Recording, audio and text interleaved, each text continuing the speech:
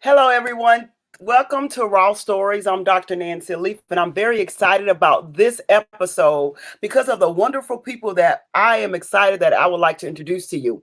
The first person is Renee. Hi, Renee. How are you? I'm good. How are you? Thank you for I'm having me. I'm excited. I'm so happy you here, and thank you so much for coming on Raw Stories and I actually telling your raw story. So let's just jump in your story. You ready? Yes, ma'am. All right. Okay, Renee, tell us a little about yourself. Well, my name is Rená Cooper. That's what I go by. I am a two-time international best-selling author on Amazon. I have my own organization called For My Voice Matters, which is right there. and I'm a 15-year domestic abuse survivor, and also survived being gunned down in front of my home 11 years ago. That's just Wow. right. Wow. So tell us about that situation you was gummed down in your home 11 years Well, ago. okay, so basically, a long story short, I was in an abusive relationship. In October of 2008, I was thrown out of my home by my abuser and ex-husband. And 2 months and 2 days after that, I was coming home from a church service. And I got out of my vehicle. I was approaching my house. Someone came from behind a tree. I decided to go back to my car because I didn't know it, I thought it was a robbery, and I Okay. just didn't know what was going to happen. So I tried to get back to my car because I couldn't alert the people inside the house because I wanted them to be safe.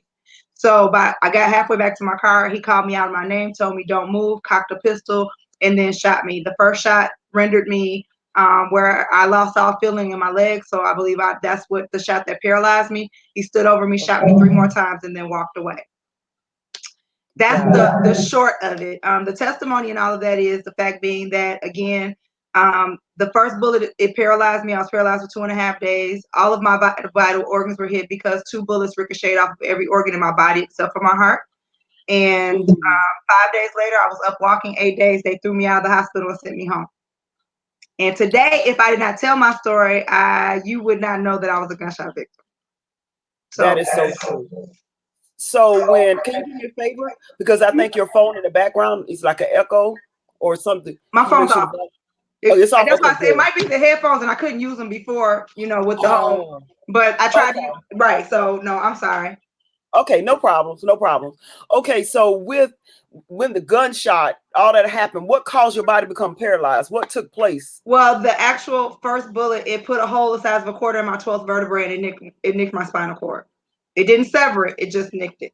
It just nicked. Okay, got it, and got it. And then so over time, your spinal cord. So what happened to cause your it came back in? God I healed don't. you. I mean, I tell me guess it's a God thing. I really couldn't tell you it because, like I is. said, literally, I was shot December 28th. I was in surgery for 4.5 hours on the 29th.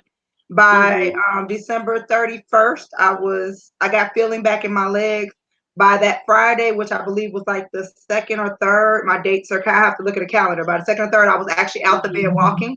I had what they call a TLSO brace. It's a brace that they actually mold to fit your body. It goes from your Mm-hmm. clavicle to your pelvic, and I had to wear it for 10 weeks in order to keep my back straight because they were afraid of my back collapsing. So yeah, that whole walking in 2.5 days truly was a God sent miracle. It It wasn't was. anything. Yeah, it wasn't anything that the doctors did per se. It wasn't like no newfound medicine or medication. It was just I eventually came back. I believe it because it Mm-hmm. wasn't severed. Um, our bodies are they're miracles within themselves, basically. So, they heal themselves with different situations and have that where, some of our body parts heal quicker than other things. So for me, I'm not really sure um, how the spinal cord thing works because I believe wholeheartedly that, what the enemy tried to do, I'm not supposed to be walking. Is That's basically bottom right. line. So, or Mm-hmm. better yet, I'm not even supposed to be here because even my liver was hit. And anybody who's in the medical field knows anything about your liver being lacerated by a bullet. If your liver bleeds out, or if you bleed, it's pretty much hard to stop a liver from bleeding. People usually tend to die when Right. their livers hit. So Wow. You hear the echo? It is. it But it's might be all because of good. the room I'm in too. We had this discussion the other day. I told you I really didn't have no place to go, so I'm in like I just did some remodeling in my house, and I have Congratulations. I have thank you. So I have this room that it doesn't have any like blinds up yet, so it doesn't. It's like not really soundproof and stuff like that. And I don't have a lot of stuff back here to like kind of No, bounce the sound off of. So it's open. no, it's okay. It's all good. I think it stopped. Yes. Okay, good. But anyway, okay, even with the idea, I thank God heal you. And what you doing today to help people? What are you doing today? It took a while. I was telling my testimony because I was a avid member of a church back then. So people who I was in ministry, active in ministry. Okay. So people who knew my story, they only knew the part of the survival of the gunshots. They didn't know anything about the years of abuse. And let me give a disclaimer. My ex-husband was not the person who shot me. They never found my shooter. I did see the person who shot me. I had never seen him before a day in my life. But so basically, I was telling the story about surviving being shot, what God had did as far as that miracle was concerned. I had a good girlfriend who lost her life 4 months after me. She was gunned down, or she was shot one time in the chest by her children's father. And about maybe 4 or 5 years after that, maybe six, her sister, who has a women's organization, decided to do a walk in her sister's honor and asked me to come share my story of survival of being shot, but also to lead out and to talk about the abuse I had survived. So that started the opening of the door. My ex-husband actually told on himself when he put me out of the house. He began to tell people he had been abusing me because for years I never told. Nobody knew. If anybody had a clue, if they saw something, they never said anything. But I'm very good at masking. I'm still Okay. very good at masking, and that's really a problem when it comes to people that are in abusive relationships or even coming out of abusive relationships. It's hard for us to build relationships or new relationships or even thrive in relationships because we're still trying to cover up the things that hinder us or things that keep us stuck, for lack of a better word. So I got to tell my story, and I actually had someone tape it, and I decided to put it on Facebook, stepping out for whatever reason. And I had well over 5,000, maybe 6,000 views within a matter of 72 hours. It didn't go quite as viral as some things do today, but it was viral to me.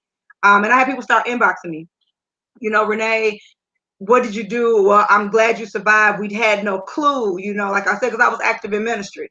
And from that, my best friend, who was also my life coach, and she's also my pastor. She said, we got to do something with this. And I'm like, we don't have to do nothing with nothing. I'm a servant at heart, and I prefer to be in the background. And she was like, no, there are people that need you. They need to know your story. They need to know how you survive. They need to know how you get out. So we need to do something. So that's how For My Voice Matters was created or started. For the number of times that I was shot. And my voice matters because, being in a situation like that, people tend to lose their voice. I lost my voice for 15 years, and I promised God and anybody else that once I got my voice back, I would never lose it again. And now I stepped into the realm of being the voice for those people who don't have a voice for themselves. So that's what my Break the Silence campaign is about. For My Voice Matters, things like that. So I am a 501c3 now. I've been 501c3 for probably about a little bit over a year. I toured the country last year because I wrote an awesome book that's about 100 and something pages called Assassination Avoided, Destiny Defined. I do have it here. It's my story. Like I said, two-time international best-selling author via Amazon. It has my story, how I survived. Also, tips in here for people to look for signs of abuse, how you can help somebody who you may assume may be in an abusive relationship, and just give them, just giving you tips to get out. And in the back, it has resources for different states, for all the states. So all the states, if you have a domestic violence line, it's on there. It's available on Amazon. It's been out for over a year now. I'm also in the process. I'm considering writing a second book. I haven't really put my foot in it yet, but I'm thinking about it. But this book took me all over the country last year and even internationally. I actually even spoke in Mexico last year. So with that being said, it's just a campaign to get the word out there about domestic violence. It's not a 1 day, 1 month, a year thing. It's 365 days. People of all creeds, colors, age, shapes, sizes, whatever, can be a victim of domestic abuse. Children, adults, African Americans, Caucasians, Hispanics, transgenders, LBGT community. I was blessed to be able to go and speak to an LBTGQ community. I probably said it wrong that time. I used to say it right, but anyway, It's all right. I was actually able to be blessed. You know, sometimes we have closed minds, and when we're Christians, even though we're supposed to love with the love of God, we're closed minded to some things that we take literally out the Bible instead of applying the love of God to it. So when someone invited me to come into that community to speak, I was honored. Didn't know how I was going to do it. Asked God to word my mouth, but that's when it opened my eyes to know that truly it's a universal thing. It does not happen just in the United States. It happens globally. That's why I want to take this globally. Also, like we have laws here in the state that it's against the law. People can go to jail. People lose their lives from it because some of the laws aren't geared towards to actually save us. Like I'll give you an example. Restraining orders are just pieces of paper. I had a restraining order. It didn't stop me from getting shot, even though my ex-husband didn't necessarily have anything to do with it. It didn't stop me from getting shot. So some of the laws, because they feel like we have a piece of paper that's kind of like that gives law enforcement a kind of like a way out. Like, okay, well, if I get here in time, then I did, but if I didn't, I don't. And it's really sad. So I'm trying to work with other people to get more legislation involved. Different people that I've teamed up with in the last 3 or 4 years. They we're trying to we have meetings like at least once a year, once every 6 months. We're trying to do different things, but all of us have different organizations, so we have to do things and come collectively. It's been kind of difficult, but we're working on it. What I found out is places like I did an article with a young lady from Argentina. And Argentina, it's the norm there. They actually like belittle their women and they make them feel some kind of way, and like abuse to them is just normal, like it's a part of everyday life. They don't feel like they need to stop it. Places in Africa, places in Europe, it's like it's just a part of their normal. And I just really feel like nobody should have to be abused. Everybody should live a life that's free. Everybody should live a life where they're peaceful. Everybody should live a life where they feel comfortable and happy and don't have to worry about if I'm going home, am I going to get slapped? Am I going to get beat on? Am I going to be belittled? And it's not even just physical. Emotional and mental, spiritual, and financial abuse most times hurts more than physical. And the reason being is physical scars can heal. Because by looking at me, when you read my book, there's a part in there where my whole left side of my face was disfigured. And even so much where I thought my jaw was broken. But again, if you look at me today, there's not a scar anywhere on me except for where I was shot at, but you can't see that. But like on my face, you would never know that I was disfigured. You would never know anything like that because those scars heal. But the emotional scars afterwards is the things that we have to deal with, the things that are part of everyday life. I still sometimes, even though it's been 11 years, because it was an African American male that accosted me, I still sometimes at certain parts of the year at night when it's dark, if I see an African American male, I get nervous. My anxiety kicks up. And I shouldn't have to feel that way, but it's just my reality. It's a part of my life. I'm better than I was 11 years ago, but it's still a part of my life. There are still times where I have to visit my parents at the house where I got shot at. So, or even I've moved back home. So if I live there, going in and out of the house and things of that nature, it's a problem because at night I'm looking behind trees. I'm looking over my shoulder. Any little rustling, it startles me. It scares me. I call people to make sure I'm on the phone with them when I'm going in the house. So those things, they take time. And I will say this, that anybody who's dealing with abuse, please, I know that we're people, and I'm a woman of color, and most times because we're women of color, our families, we've grown up with that thing. We're strong. We handle our own problems. We don't do this, that, and the other. I will tell people, I am an advocate for professional help. I'm an advocate for seeing a psychotherapist, a psychologist, and doing anything to get your mind right so you can live a healthy life. Again, I'm somebody who masks a lot. I've had trials and tribulations over the last 11 years. And a lot of times people don't know necessarily what I'm going through because they look at Renee and see Renee as the strong person. They look at Renee and say that Renee is good. She can handle it, because I felt like I had to put on a mask or put on a front because I'm not somebody who likes to be coddled. I'm not someone who likes people to dote all over me. Oh, are you going to be okay? Is this okay? So in order to not have that, I put up a mask and I put up a front. But at the same time, it's always that Facebook post that gets me. Check on the strong because we need help too. And we have to learn, even us who are strong, we have to learn that when someone is checking on us, it's okay if we trust them enough to be vulnerable. It's okay to tell somebody, hey, today's not a good day. It's okay to cry tears. It's okay to basically just be able to talk about it again with the people that you're close to, the people that are in your inner circle, because there are those people too that will take your information and try to exploit you or do some damage or make you feel some kind of way. So you have to be selective about who you talk to. But I'm a big advocate. It took me after having a episode on the street, because at one point in time I was a letter carrier for the post office, and I was out delivering mail, and I had a breakdown on the street, and it took me having a breakdown on the street to realize that I needed help. And from that point on, at least once a year, no more than 18 months, I make sure that I'm sitting on somebody's couch or somebody's chair and having a conversation to keep myself somewhat healthy, because if I go too long, I see tricks and trades that would try to take me back to where I was at one point in time. Wow, told us a lot. I didn't have to ask questions. I do have a gifted gab sometimes. Sometimes I do, sometimes I don't. But I've been excited about this. You did an excellent job. I'm gonna put you backstage. Okay. I want any questions you all may have. We're gonna ask towards the end, and we're gonna bring in Dr. Rebecca. Thank you so much, Renee. That was I appreciate you. All right. Oh, you're welcome. All right, Dr. Rebecca, how are you doing today? Doing good. How are you? I'm well. So tell us a little bit about yourself. Well, gosh, that's a hard story to follow.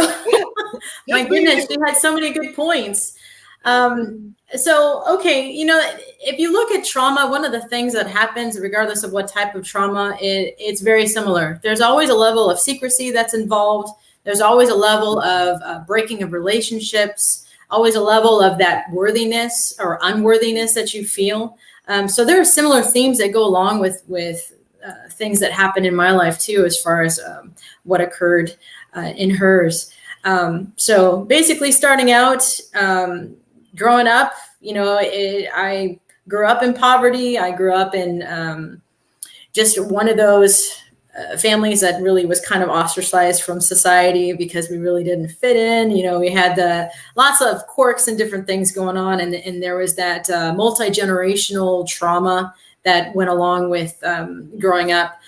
For instance, my father, he actually dealt with domestic abuse to the point where he told stories of how he had 2 canteens, one for water and one for using the restroom in, because if he went to use the restroom in the night, he would then get beaten up.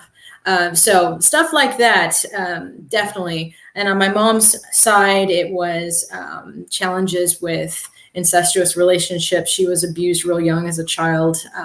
And so having to grow up in that, boundaries certainly with both of my parents were a challenge. Trying to set the right example, trying to be the model parents, making good decisions with raising their kids. There were 3 of us, and I was the only girl. I'm supposed to be born a boy because, of course, Welsh babies, they don't come on any other than just boys. So right there, I was, doomed for failure. But yeah, I'm one of those oddballs, I guess. I'm a female. So that said, I grew up being a tomboy and really kind of making my own way, very stubborn, not following norms or conforming with anything in particular. But unfortunately, you know how it is with multi-generational trauma, things tend to recycle through the next generation. I was a survivor of child sexual abuse at an early age of 12. And, I kind of, unfortunately, there's this protective factor that happens with parents that is not necessarily there when you have parents who have gone through trauma themselves. And the social cues, sometimes they don't pick up on that. And so I was consistently put in areas of groups of people and situations unwillingly by my parents, because they didn't necessarily know that was a wrong thing to do or inappropriate, but it happened. And of course, it led to various experiences that I probably would have done better without. But that said, there was a time where the person who was perpetrating this was living with us for a couple years, and it came to the point where my parents were going to get a divorce. And it was at that point that my mom turned to the church. And so then she went to the Catholic Church. She was, born and raised in the Catholic Church, and she went ahead and sought out help. She's like, I'm at my wit's end.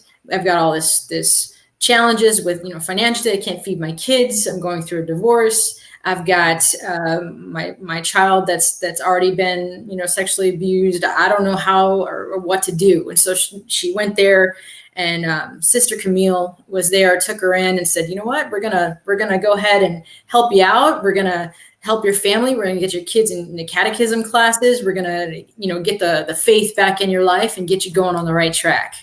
And it was great for a while. It was the first time that I really kind of connected with people my own age, and really kind of had that aha spiritual epiphany experience of, I'm part of something bigger than myself, that like I'm a part of a community, that it's that connection that was really lacking in my life, because there's a lot of judgment that comes with everything that you experience, being in poverty, being, a survivor of sexual abuse.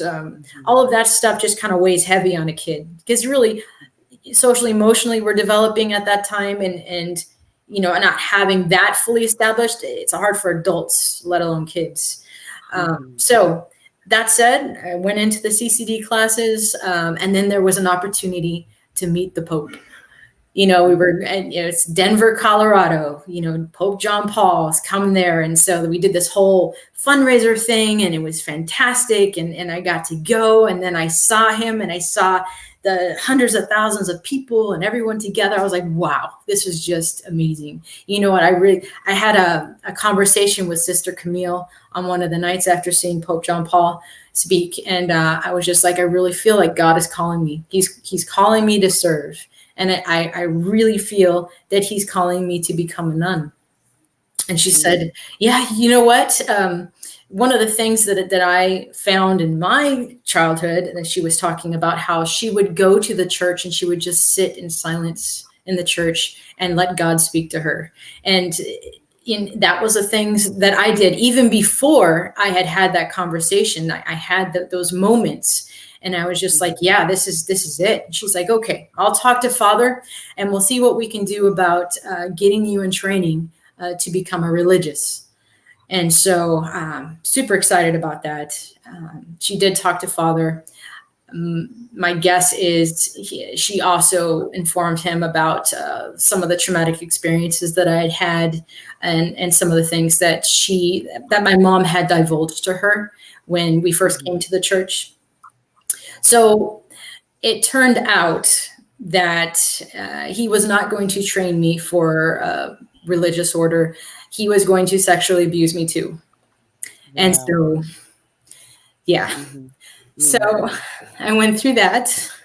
Mm-hmm. And at that point, I thought maybe I'd hit rock bottom. It came to light that all this stuff was happening. And my mom went to the church, and she's like, hey, this is going on with my daughter. You're supposed to be training her, and instead this is happening. She went to Bishop Brom, and which, by the way, Bishop Brom was then accused of sexual abuse with other people. So it was a constant problem within the Catholic Church, and it still is. It still is an area of concern. Mm-hmm. But that said, the response was, "Oh, we'll take care of it. We are, we already talked to him, and he admitted to it." And then the church, of course, you have police involved, and the church went ahead and met with him privately. He was from the Philippines. They met with him privately and basically said, hey, this stuff's getting pretty real. So why don't we buy you a ticket back to the Philippines? You take your time and kind of process this and then come back for everything. They let him escape to the Philippines. And, I tried to continue into the church. I tried to kind of, okay, you know what? People are people. We make mistakes. I just really need to be part of a community, that like I need to really feel that I'm accepted, that this is something that happened. It was horrible, but I'm still a Christian. We are still a community, and I'm still welcome. So I sat down with Sister Camille, and I said, hey, I'm really feeling really bad about what happened. Obviously, this was after the fact. And she was like, well, you should. He was like a child, and you led him astray. So that was the end of that. Wow. I left the church, and, I just, after that, gosh, the church doesn't even accept you. And what else is there, So that was pretty much it. The rest of my childhood was just full of more torturous abuse and other things, running away, really not facing a lot of stuff until later on. The fortunate thing is I did meet my husband at 17. We're still married. It's 24 years. But, you do have those epiphany moments where you see that, hey, I'm able to change. I'm able to become a different person. Just like Abraham, Abram became Abraham. You change your name, you change your life, you change your identity. I had the opportunity to become a different person, to be better than who I was and who I inherited. And so I did. But that first time, after giving birth, holding my firstborn, looking down, and she's a girl, I'm thinking, my God, how am I going to protect her from all the stuff that's going on, and then how is she going to look at me and be proud? So like, that was where I felt that I really needed to build myself up and become a better person. Yes, I'm a wife, I'm a mother, but I also have all this stuff that I've taken with me from my childhood. And, that's where, obviously at this point I'm working on my 8th degree. So, and I can preach and teach. I have everything from, the psychology, the master's and PhD to, education to pastoral ministry, because they can't keep me out. I can still gain that knowledge, even if they didn't accept me in the church at that time. Granted, I did get baptized, so I am in the church. But it's one of those things that you either let others define you or you choose to define yourself. And I worked real hard to define myself. Yes. And this is raw, Nancia, because I haven't even told my kids. Wow. I'm getting to that point where I can almost wear a red hat, the red hat society with, I can go ahead and tell my truth. And if you like me, great. If you don't, well, that's okay too, because I'm me and I'm what I went through, and I'm a culmination of everything that's occurred in my life. That's right. And also, it's not your fault, Dr. Rebecca. Right. People do horrible things, but people are still people, We have opportunities to grow and to learn. And, I hold no grudges or against anyone who has wronged me. I know I'm human and I have wronged people too. I make mistakes, so that's one of the things about recognizing our own humanity, but also continuing to grow and improve and understand that the past doesn't define you, that it refines you. And so we're in a constant state of refining, and we always have the opportunity to continue that efforts. And like every day when you wake up, it's a new day. Every hour is a new day. Every minute's a new time for you to be able to refine yourself and become a better person. Yeah. So that's really what I've been doing. My life goal, Rebecca, it stands for peacemaker. And I really think that has been my role in life. I've worked with the church as far as creating programs to help address how we respond to sexual abuse within the church, how we respond to victims and survivors, and to help with the restorative process of making sure that they are continuing to grow and to become their best selves, and really to welcoming them into community. Because without that community, without that social support, the healing doesn't happen. Right. It doesn't.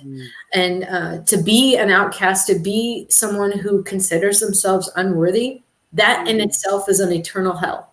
So I'm just hoping to help people to recognize the importance of relationships, the importance of restorative practices, of resiliency, Yes. everything that you're doing, Yes. I'm so everything that you excited do you with your said women. yes to be, an engagement leader. Because even your heart, it's not about, and that's what I'm looking for, people that have a heart to want to help people, and understand the importance of no one judging someone else's walk or someone else's story, but being there to support and be there to encourage, as well as letting them know they still can thrive regardless of their past. So thank you so much, Dr. Rebecca, for saying yes to the call and being one of the amazing leaders, a part of Women Who Thrive, because you can feel your heart, your sincerity, your humbleness, even even though you have all these degrees, most people be intimidated by it, be honest with you. But when you come with the softness and you come with your story and you tell them your why, because at the end of the day, it's not about getting degrees or you trying to get all letters and all that kind of stuff. It's about, at the end of the day, you want to help people. And it's just an honor to know you. Just Well, know thank it's an you. I honor. appreciate that. We all come with deficits, Mm-hmm. everything, but we can work hard to fill that. But also to know, like Henry Nouwen says, I am his beloved. That Mm-hmm. is your worthiness. Yes. Regardless of anything else that you accomplish in your life or don't accomplish, the That's fact that you exist and you mm-hmm. are God's child Mm-hmm. and you are his beloved, Mm-hmm. that is enough. Yes, that is enough. Well, that's more than enough. Wow. That makes that is wow. Thank you so much for telling us your story. And any questions or any remarks that you all have, please hold it towards the end or type them now. And we're going to bring Dr. Rebecca back. And so we're going to have all three of the ladies together so y'all can ask your questions, give your feedback. And thank you again, Dr. Rebecca, for telling your story. It was beautiful. Thank you so much. Thank you. All right.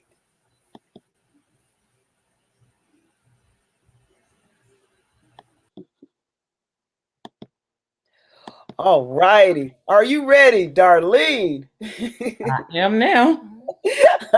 How are you? I'm well. How are you? I'm good. I'm good. Well, Darlene, I'm so happy you're here. And Darlene is also a business owner, as well as a connection leader, as well as an engagement leader. And Darlene, tell us a little bit about yourself. Tell us about your business first, and then tell us about your experience. Okay, so as Nancy has said, I am a business owner. My business is DSW Travel. I'm mad I had to really think about that, but it's DSW for my initials, which are Darlene, but D for Darlene. My maiden name is Swann, and my married name is Wood. So my husband actually came up with that logo, DSW Travel. I was introduced to travel early on because I'm prior military. And once I got married, we did a little traveling. Then my cousin Nancia introduced me to a bigger scale of traveling, and I've been addicted ever since. And so what I've done is just try to get people to understand that travel is a great way of life and it's extremely affordable. Most people don't travel because they don't have time or money or both. But I found that with my son in college, my husband and I have still been able to take at least 4 to 6 vacations a year. So I that's pretty much. I still work full time for the federal government. I am eventually going to answer God's call and come on home and do my travel business full time. I'm just so used to the W-2. Right.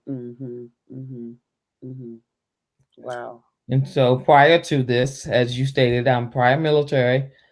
After the military, I was a cop in DC for, I think, 6 years. Met my husband. He didn't want me to be a cop anymore.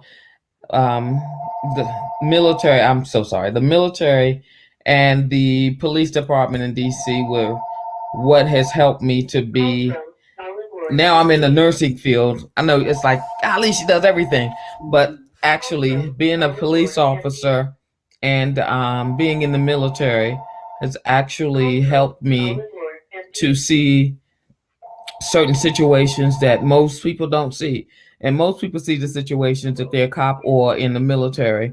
Um, Being a cop in DC in the late 80s was extremely rewarding for me, but also very humbling. I'm seeing, young people shot, mothers having to identify their young children, everything from homicides to car accidents. Just by the time I left, it was time for me to go. It's been I'd seen so much. And when my husband asked me to resign, it was difficult for me to do so because, believe it or not, that was one of my favorite jobs. That being a cop and being in the military, and I'm sure now I realize it's because I don't like the typical 9 to 5 supervisor stuff. I'm not a fan of that. I prefer to be out in a way that I can help people. But I would have to say, having seen so much in the streets of DC, within a short amount of time, and I think 6 years is a short amount of time. Most of my friends have retired from the force by now, but just seeing so much, so many killings and a lot of domestic abuse as well, domestic violence, I'm sorry, as well. Those were my worst calls. I hated domestic violence calls because you never know how they're going to turn out. You just don't know. You don't know if you as a police officer are going to end up being the victim, or you just don't know how they're going to turn out. And as Renee stated, masking is what I've seen a lot of, and women are afraid to report it because usually the male is the provider. And so spending time talking to women, trying to get them to take the first step to freedom, and the fear factor is real. When I first got on the police department, I can't say I was actually afraid because while I was in the military, I went to school for criminal justice. So what's in the book and what's on the street, though, is two different scenarios. It's just very different. And by the time I got off, like I, told my husband, I'd seen too many accidents, too much, violence, and it takes its toll on you. When I had my son 20 something years ago, and when the doctor said it was a boy, I was afraid because I knew what I had experienced in the streets of DC. I knew what he would be facing. And I would have to say, because of my experience, I was probably a lot more stern with him than I probably should have been. We as we talk about it and just the things that I saw, I was just afraid for my own child. And I used my experiences to be a great parent, to have an So why open were line you of afraid for communication. your own child based off your experience as a cop? I didn't hear you. I said, why were you afraid for your child based off your experience by being a cop? Oh, because of the homicide rate around here. And these, I'm in the DMV. I was a DC cop, but I still lived in Maryland. Okay. But just from what I'd seen, from the crack epidemic when it first started in the 80s, up until I had him in what, mid 90s, so it was still very real. My husband is from DC, born and raised in DC, so the stories that we both brought to the table, it was pretty scary. It was pretty scary for him, and what we did was we sheltered him initially. We just did private school education, and I this is no disrespect to any Catholic schools or anything, but I did not put him in Catholic school until he was old enough to communicate to us if something happened to him. So we I in hindsight, now that he's almost 25, I realize me especially, sheltered him a lot. I did. I sheltered him from what I saw out in the streets and everything. Thank Wow. God he turned out to be a well balanced young man, But Yeah. I Very was balanced. definitely, I was afraid. I really was. And, I was listening to Renee when she talks about how she, when she hears a sound, she looks around, she talks on the phone. I do those same things. It's Wow. because Wow. I've been out there in the streets and seen people come up on somebody, hit them, shoot them or whatever. I mean, I do the same things. And um, my the first suicide I investigated was a domestic situation, Mhm. and the guy killed himself, but he was in a van. And so even today, I don't walk by any vehicles I can't see on the inside. Okay. It's just it's really Mhm. it's a fear. I don't like if a car has tinted windows, and even after that, as a police officer, I would call for backup, to say, hey, I'm approaching a vehicle or whatever. But it's a fear is real. And even Mhm. many, many, many, many years after, I still have some sense of a little bit of fear. It's really weird. I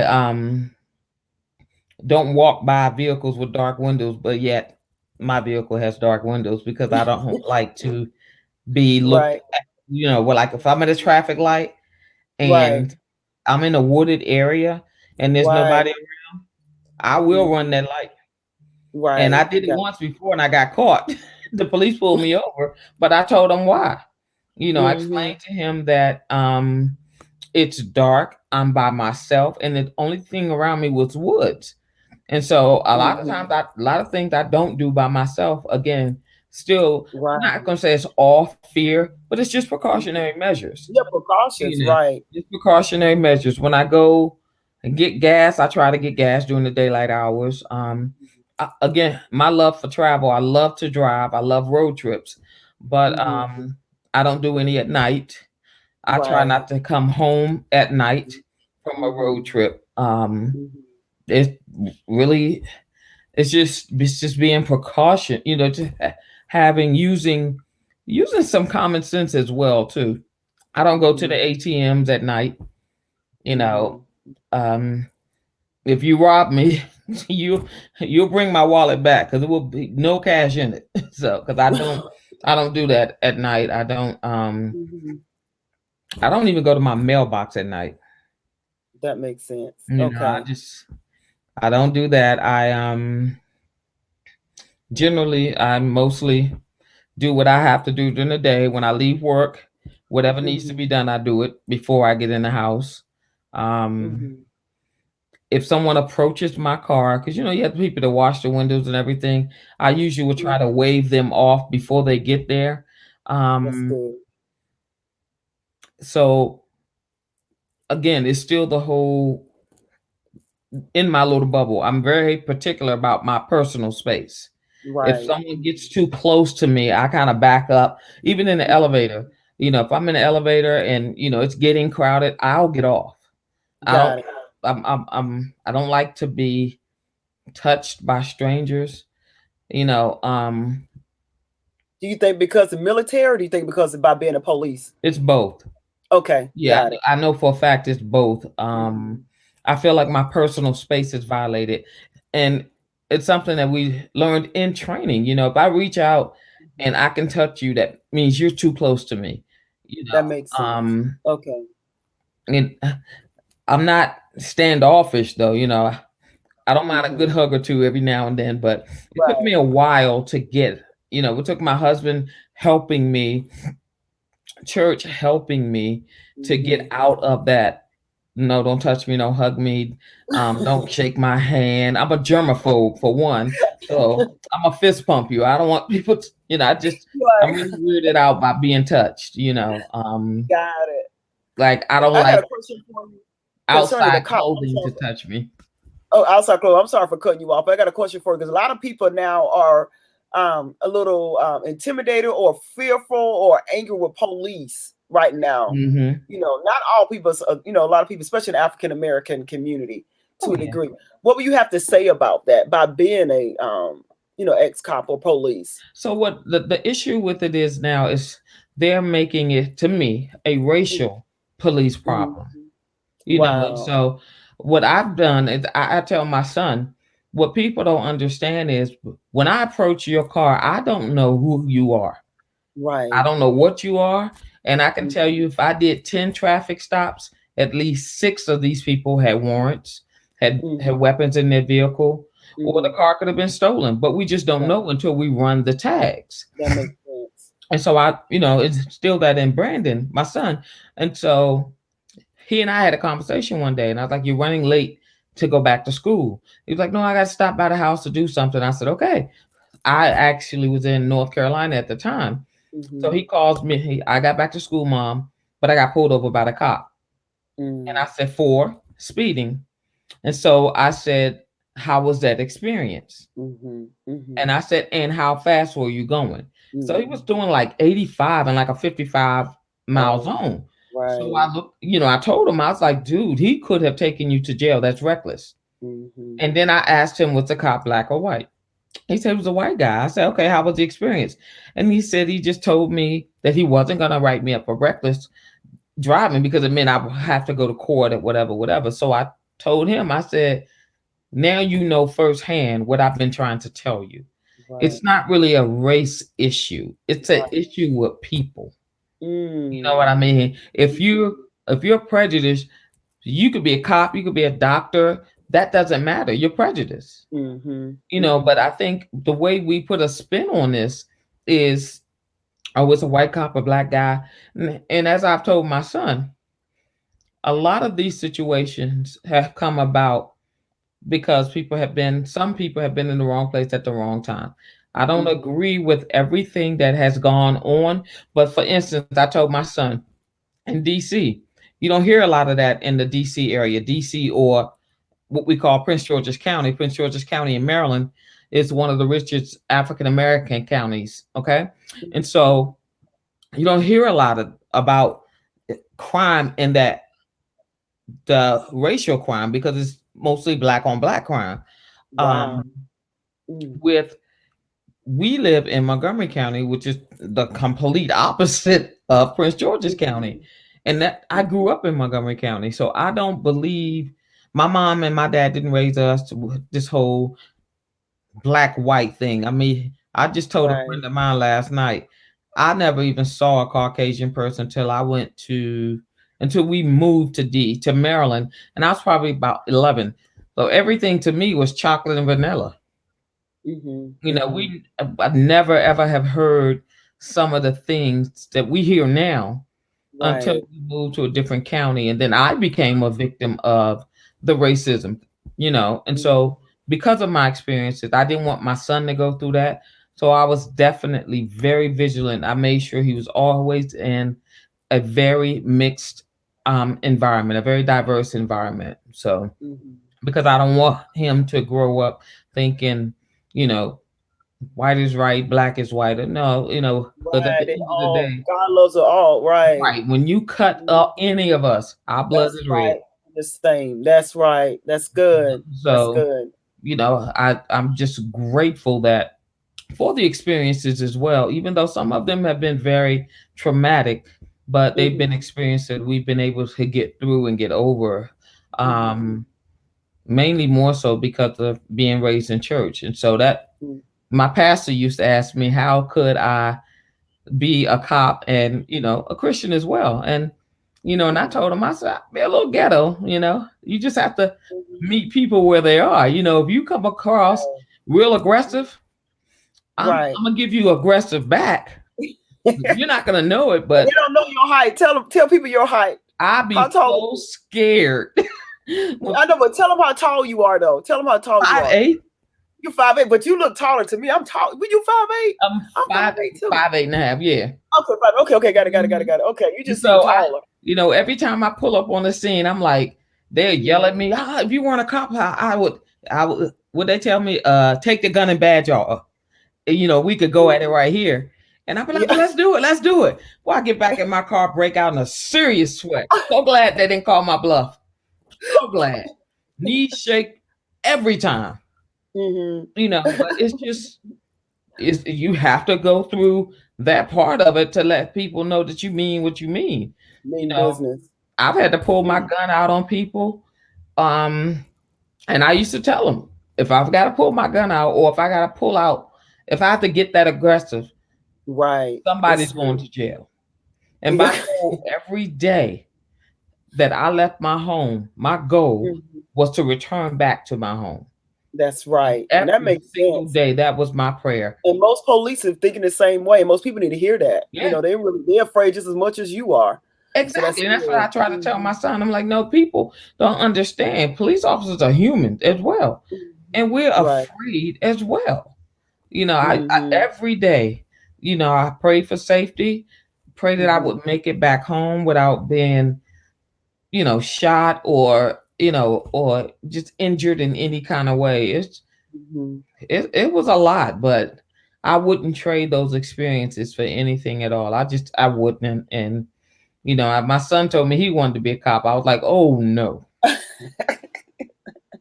no, no, mm-mm. Go to school, do something else. But you know, these days, I wouldn't want him to be a cop. Okay. Okay. Because way the hatred towards, yeah, that makes sense. Exactly, and he's not a small black man. He's about what Right. 6 He's feet. big. Yeah. Yeah. He's a So big man. Yeah. even though his Wow. size may work for him, it could very well work against him. Against him. Wow. I'm gonna bring the other ladies in too, so we can have the last 10 minutes to talk about hello everybody. How you feel, Dr. Rebecca? Oh, very good, very good. How you feel, Miss Renee? I'm good. Thank you for asking. Okay, with that being said, it's so great. We have Renee with domestic violence. We have Dr. Rebecca talk about trauma as well as sexual abuse and being the support system for you. All the ladies and women who thrive, or anyone that's part of Women Who Thrive, or even listen on our pages, know we have that support for you. Then we have Darlene. Darlene been in the military, as well as she been a police, as well as right now she's nursing. She's as well as we're excited about the ladies that we have here to talk to you that sign up. And I noticed you all gave questions for them or comments. And let's see here.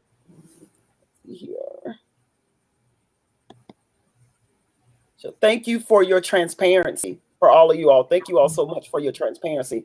And I know Dr. Rebecca, I think that was time you was telling your story, how you was very transparent in telling your story. And that means a lot, because that's what type of people we need, even in Women Who Thrive, because that's something like Renee indicated, like a lot of us try to wear a lot of masks. And the idea of we able to tell our story and be free in a safe environment, the more you expose, the freedom you can gain. And I will always tell my kids, we have to put a light on it. We have to put a light on it so we can see exactly what we're dealing with in order to give you the help you need. So thank you so much by our leaders being transparent. Hopefully that will encourage the women and women who thrive to be transparent. When you get together in your groups, doing the manual, you may have these type of conversations. It's not a support group now. I don't want you to think the Women Who Thrive is a support group, so let it all out, all that kind of. However, if it does happen, you go ahead and we'll make sure we have. So we have leaders like Dr. Rebecca. We also have Renee. We can forward you over to Renee, as well as even Darlene been engaged with. Darlene is nursing, so she deals with mental health as well, even though being a nurse. So we have different leaders there that we can make sure you have the support you need in your particular city, as well as give you referrals. And all of you all know I'm a mental health therapist. And so this is very important for us, because we want to be a strong support system for you in order for you to thrive.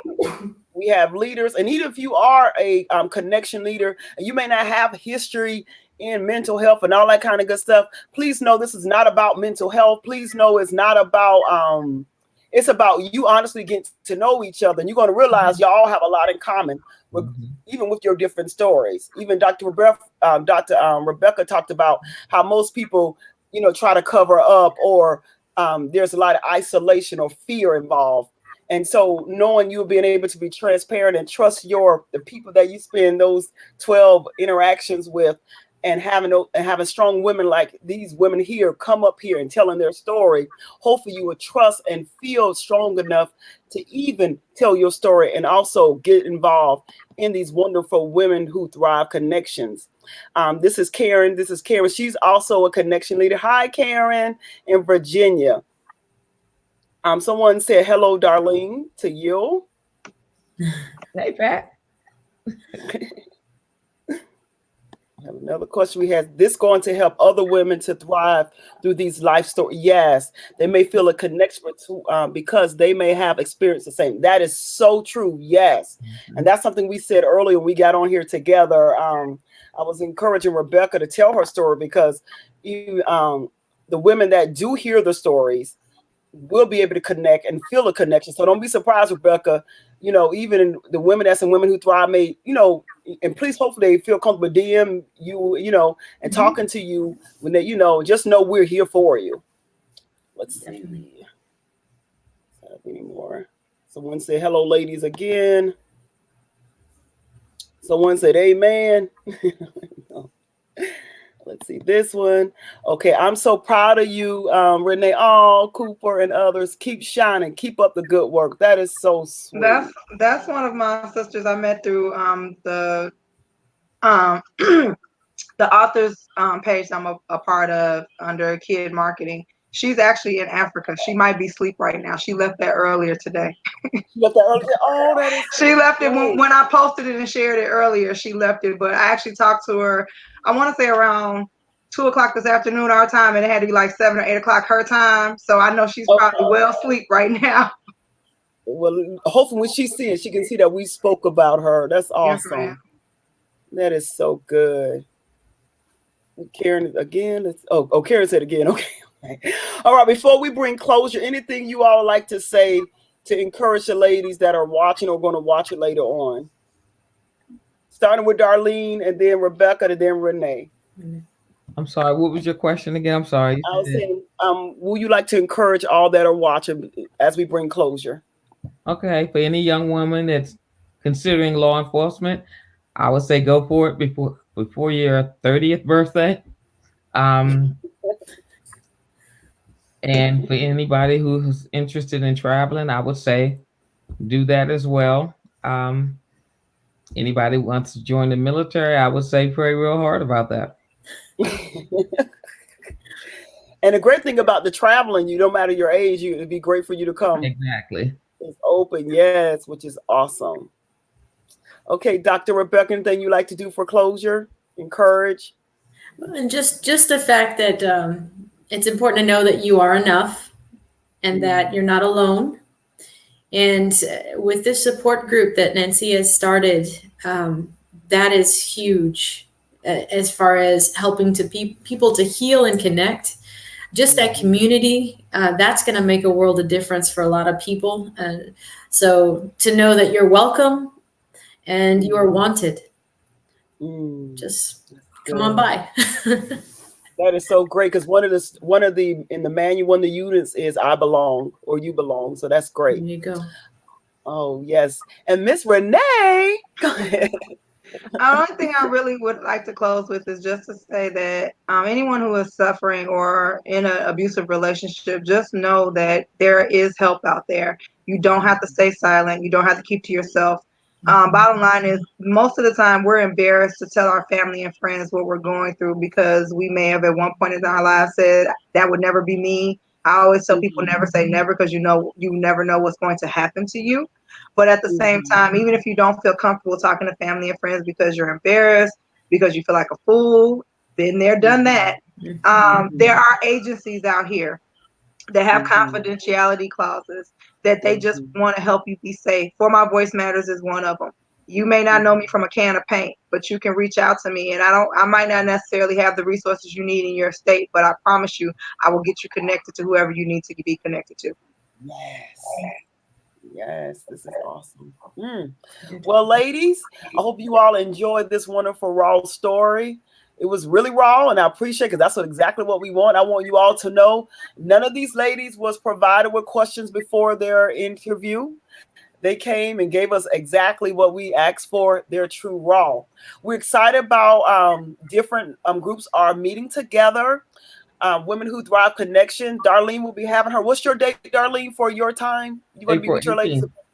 April April 18th at 11:30. at 11:30, April 18th, and then after that one, there's another one in Baltimore. Then there's another one on Sunday. That you have Yeah. to go in the group to find those dates. And then there's also some in March, as well as in April. And we're excited about Rebecca. She's going to plan hers. We're going to get a date for hers, and she's in San Antonio. Is that correct? Yes. Got it. And in Atlanta, I think there's one at the end of the month of March in Atlanta. So if you desire to connect with other people, as well as Virginia, there's one March the 14th in Virginia. And that's Stacy. I think Stacy said, excited for hearing the end of what Rebecca shared. And Darlene, I'm going back to watch Renee. Oh, thank you. Love what we are supporting. All women in thriving. Yes, that's what it's all about. And plus, March is also International Women Month. And so it's awesome to have wonderful women telling their story, being there to support one another, as well as posting and encourage. We encourage you to post to encourage others. As you post on your personal page, use that same post and post it in the Women Who Thrive page, because most likely sometimes we can't even see your page, especially to me. I have like a lot of friends or something like that. I may not even see your page. But in Women Who Thrive, if you post, I get to see and I get to be encouraged. So remember to post in Women Who Thrive any encouragement that you may have, any story that may encourage you, or anything that helps you thrive. We want to hear it. You belong, and we support you, and we thank God for each one of you. And as we bring closure to you, we see you next Tuesday on Raw Stories, and God bless. All right.